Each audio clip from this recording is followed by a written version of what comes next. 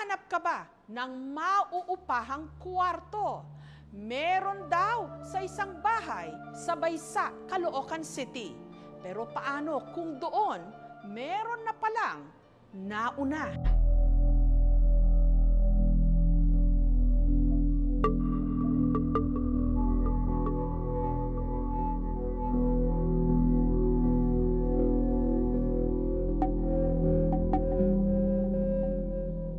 Una po, sumulat ako sa KMJS Kabinang Lagim para i-share yung story ng bahay namin. Pero hindi po para takutin kayo, kumbaga para din po malaman namin kung bakit sila nandito sa pamamahay namin.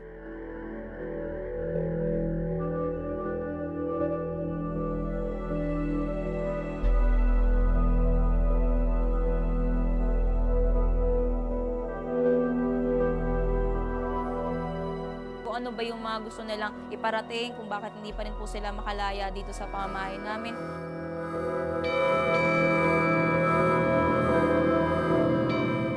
Kung may mga naiwan po ba sila.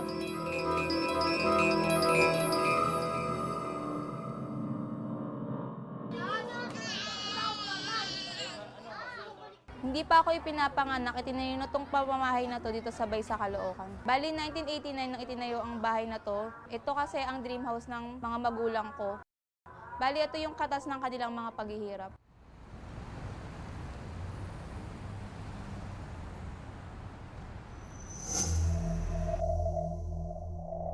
Itong pamamahay na to ay may 3 floors.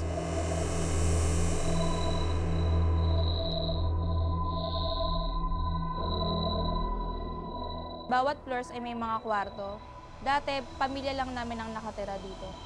Noong 1992, para makadagdag na rin sa kita ng pamilya namin, napagdesisyonan ng mga magulang ko na paupahan na rin tong bahay. Hoy, tama na yan. Simula elementary, yan tinutugtog mo. Napakasinuntulado pa rin hanggang ngayon. Kada meriendahan. Ewan ko ba dyan? Aba, malaki na kinita nito eh. Sige nga. Ito talaga napaka... Sa may first floor, alas 3 po ng hapon. Naririnig mo ba yung ingay sa likod mo? Oo nga. Parang may nagbibig doon ah. Paano mo nga yung makina? Parang nakabukas eh. Check mo nga. Please, ako na muna magigitara. Nagulat sila na yung makina nung pangmasa ng sa bakery umandar mag-isa.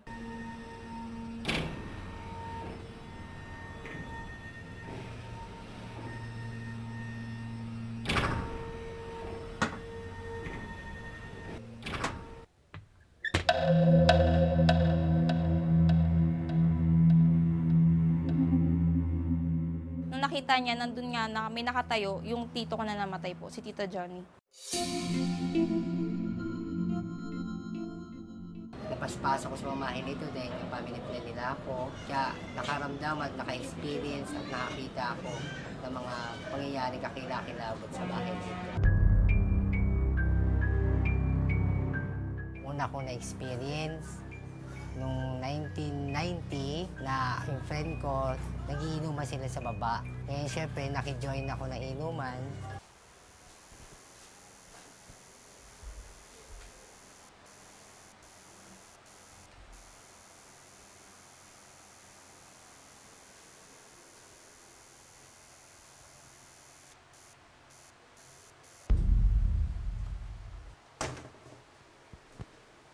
Ronald, huwag ka na magbibiro ng ganyan, oh.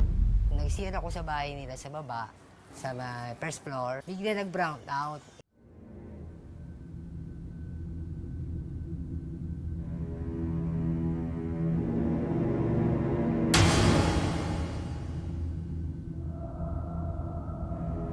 May tao ba dyan?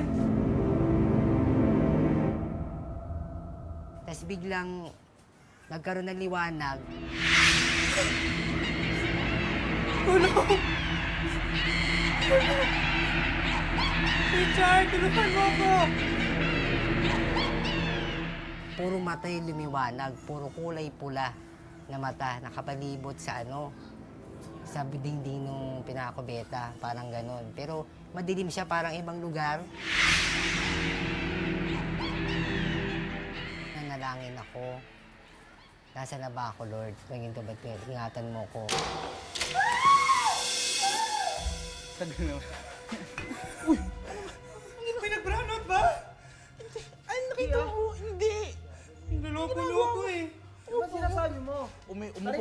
umupo ka muna. O, ito. O, para mahimasmasan ka. O, ayan. O, Kayo uminom ka ano muna na ulit. ko. Hindi, tingnan. O, tingnan mo. Ang kasi tinunod sa mga barkada ko, yung may-ari ng bahay nito, anak na may-ari, tinunod ko nag-brown out. Totoo lang, pag lumapit ka mo talaga, maririnig mo yabag. Wala naman talagang yabag din na lumapit. Ang mga kababalaghan sa paupahan, hindi lang daw nagtatapos sa unang palapag. Dahil sa ikalawang palapag, di umano may ibang nagpaparamdam.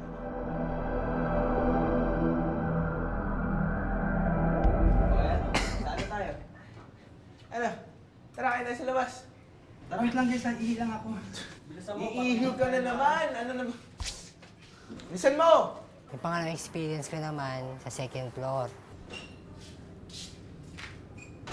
Saan sila? Ano ba yun? Iniwan naman nila ako? Eh, paglabas ko, wala na sila. Hinahanap ko sila, hindi ko sila makita. Eh, sabi ko, mag-aantay na lang ako dito. Noong time na yon, sabi ko, naisip ko rin na, lokohin ko kaya itong mga to. Tutulog-tulugan ako, kunyari. Tapos hanggang sa humiga ako, sa papag na inigan ko, papag yun eh, na tabla. Kaya mararamdaman mo may uupo.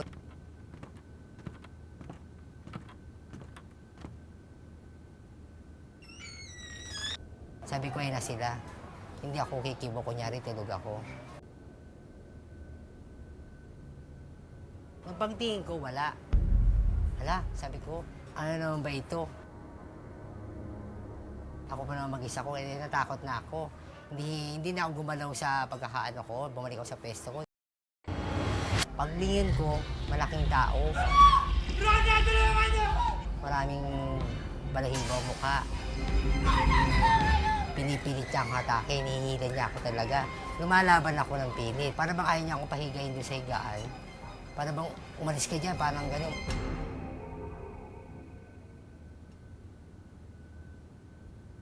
Nung buntis po ako sa panganay kong anak, doon po sa may kwarto sa second floor, ako lang po yung naiwan. Nung mga 3 a.m. po, kasi nagigising ako, naiihi.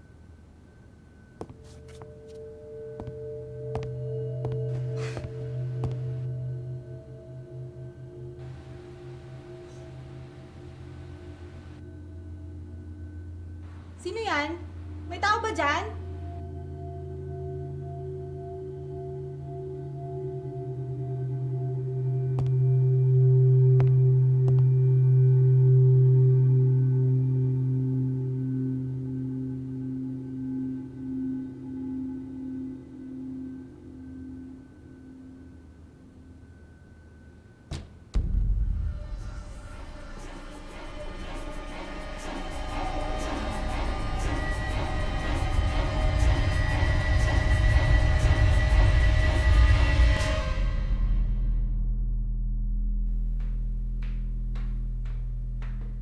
Kasi one time nagsama ako ng kaibigan ko.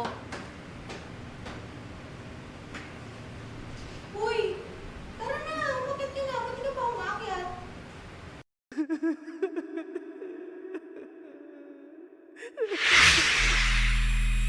Nung paakyat po ako, nauna ako, tapos nagulat ako, hindi siya umakyat agad.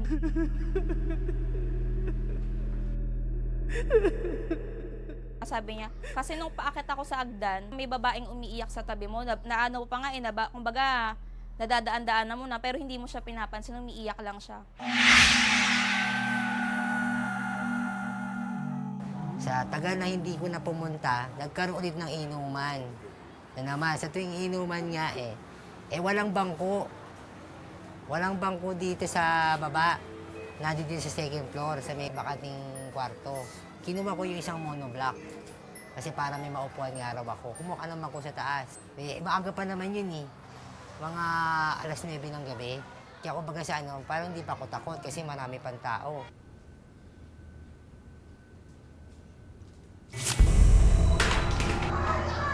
Kinuha ko yung bangko, may tumulak sa akin. Nahulog ako na hagdag, dumausas ako, pababang pa ganun. Kasama ko yung bangko. Buti ka mo, hindi tumama yung mukha ko doon sa paan ng bangko kasi matalim yan eh. Nabali yung bangko. Kaya sabi ko, ayaw ko na pupunta dito eh. Ayaw ko na mag-isa kong umakit dito eh. Para bang ako yung pinagtitripan.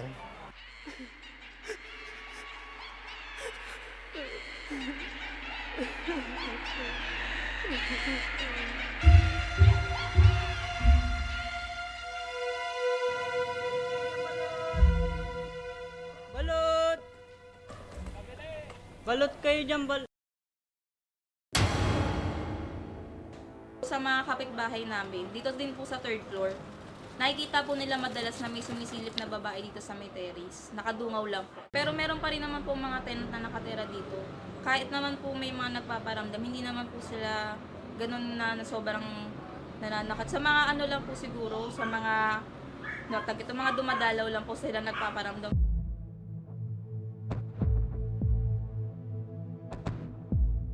Hindi si mga nangungupahan. Kasi tinatanong ko naman sila kung sinasaktan sila, hindi naman daw sila nanakit. Pero bakit ako tinulak? Kasi hindi naman nga ako nakatira dito. Kung siya parang nakikisali lang ako, parang nakikigulo ka dito, di ka makasali dito, parang ganun. O, di ba? Gaya niyan, ngayon ulit ako nakabalik dito, nakapanig. O, ang tagal ng panahon. Yung dingding ng bahay nila,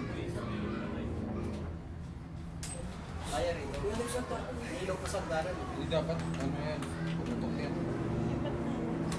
yan na. Nakakonekta ko ba hindi? Baka yung humahatak na. Ikukwento kasi yung humatak ng pae. Pero sino nga ba o anong elemento ang mga nambubulabog sa paupahan?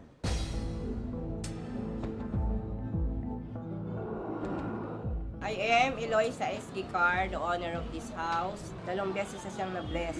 Pero ganun pa man, marami pa rin nagpaparamdam.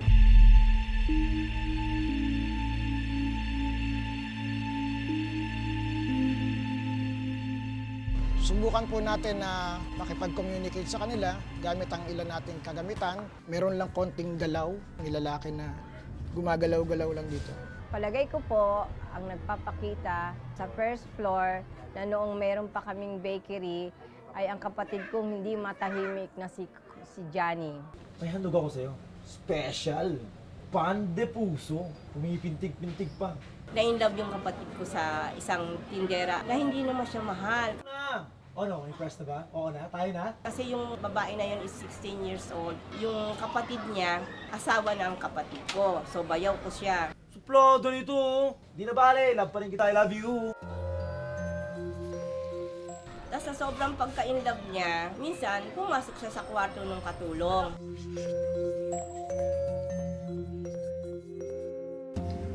Ang ginagawa mo dito? Gusto lang kitang pagmasdan. Natakot yung katulong sa kanya. Nagsumbong ngayon sa kuya niya. So ang pinulano ng kapatid niya, ilipat na siya ng ibang tirahan. Saan ka pupunta? Ba't ako iwan? Ba't ako iwan? Saan ka pupunta? Papakasalan kita! Sa tindi ng pagmamahal niya, umiyak siya. Sigaw siya ng sigaw. Magpapakamatay ako, sabi niya. Ano ba wala sa akin? Ano ba?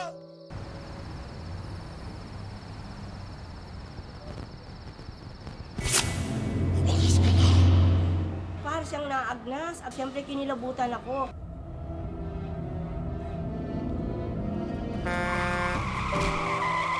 Yung sa highway na yun, biglang dumaan yung 6x6, nasagasaan siya. Dito ko naririnig yung parang umiiyak eh. This is second floor.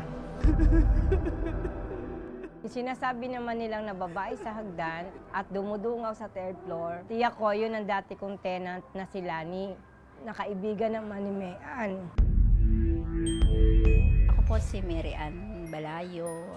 Dito ako nangungupahan, 13 years na ako dito. Kamusta na yung mga anak mo, Mare? Okay naman. Best friend ko si Lani. Naging magkaibigan kami dahil yung anak ko na babae, palagi niya kinukuha sa akin. Tapos nadala dito, inaalagaan. Ano to may baka may babae na naman yun kaya hindi na naman makauwi. Na, huwag mo nang isipin yun. Madalas kami nag-uusap tungkol sa asawa niya nga. Kasi nga, nadistino sa Cavite. Hanggang nalaman ko na lang, dinala sa hospital sa Bagbagin. Tapos nung nakita ko na siya, wala na siyang buhok. Hanggang pumunta na yung biyanan niya, sinabi na lang na wala na si Lani, patay na. Umiyak na lang ako.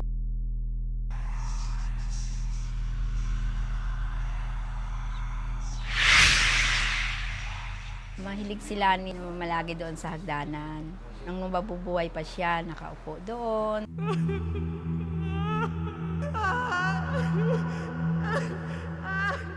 palagay ko hindi siya umalis dito dahil siguro baka hinihintay niya pang asawa niya bumalik. Parang merong pumipigil eh. May humahawak sa paa. I'll try to communicate. Tumataas Try ko lang. yung tumataas yung cold, yung coldness. Yung isa naman na nagpapakita sa second floor na lalaki at nagpaparamdam sa kapitbahay namin na si Chris, palagay ko, yun yung tenant na tumira sa amin na binangungot. Kasi siya lang mag-isa nakatira dun eh.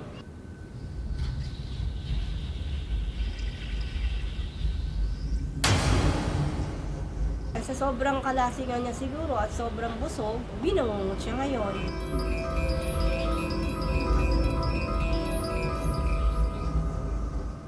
Diyan ang matay sa loob ng kwarto. Kaya diyan din siya nagpapakita. Mas mataas yung pakiramdam ko dito na may gusto makipag-communicate. Pwede kong connect, makahawak sa isang taga rito. Mag-establish lang ako ng communication doon sa area. Siya si Larry. Tapos sabi niya, wala naman akong atraso sa kanila. Bakit ako? Ano si Larry? Sino si Larry? Anong ginawa kay Larry? Pinsan ng asawa ko. Tapos, bumaba siya doon sa baba. Pumunta lang siya dito sa amin eh. Tapos sinaksak siya, pinatay.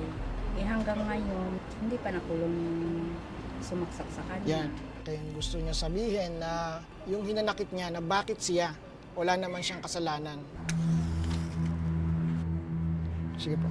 Direct niyo po dyan. So, itong lugar na to, masasabi ko, punong-puno ito ng negative energies. Then at the same time, yung mga bahay, madalas ang common dito na mararamdaman, parang punong-puno ng sama ng loob yung lugar.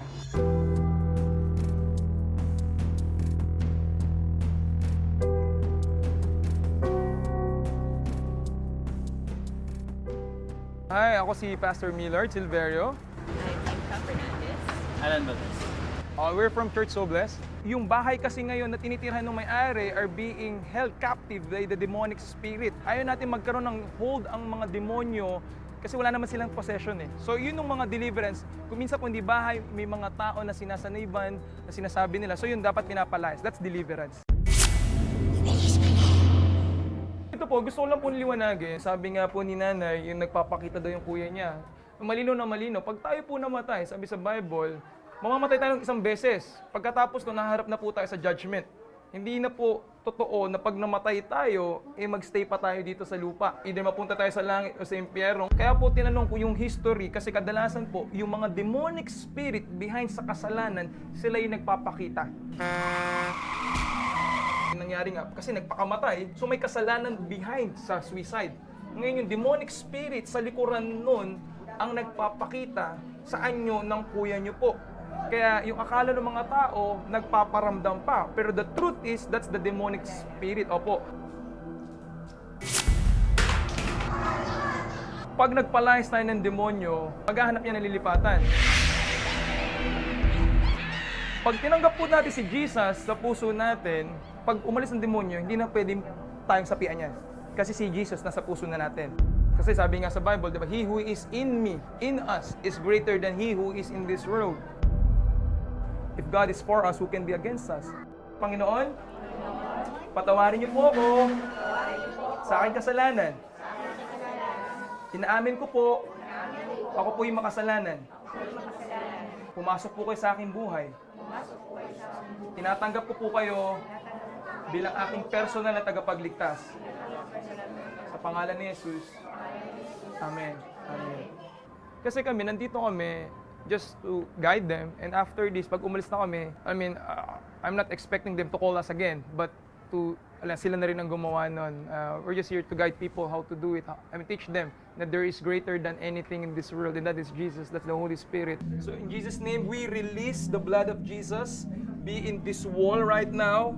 Cover this wall, this house, the blood of Jesus. So Lord, we rebuke any demonic spirit right now. Sa pangalan ni Jesus, Lord, we're redeeming this place. Lord, yung ground, Lord God, na tinuyuan ng bahay na to, Panginoon, na pinagtatapunan ng mga sinalvage na tao, Lord, we redeem this in the mighty name of Jesus, Panginoon. This place is yours, Lord God. Demonic spirit in this place, we rebuke you. We command you to go to the feet of Jesus right now. We cast you out. labas sa pangalan ni Jesus. In Jesus' name, I come against this demonic spirit na nananapik at nanunulak. We come against you right now. Labas sa pangalan ni Jesus. Whenever we come into a place, ang aim namin palagi is to bring the light of Jesus. Iba pagka merong light, lahat ng darkness na mawala. Yung authority of Jesus is the highest authority over any demonic principalities and ruler dito sa mundo. The only thing na magbabalik lang sa kanila if ever, if there's a sin. When there's a sin in a place, para siya nagiging playground sa demonic spirit, para nagkakaroon ng invitation. It will also help not to magnify the works of the devil. Especially kasi ngayon darating Halloween, people tend to magnify what's scary and start magnifying what is good, what is the light, instead of magnifying what is bad and dark. Nakita nyo, wala naman nag-manifest. Kasi yun nga if you have the light, walang kadiliman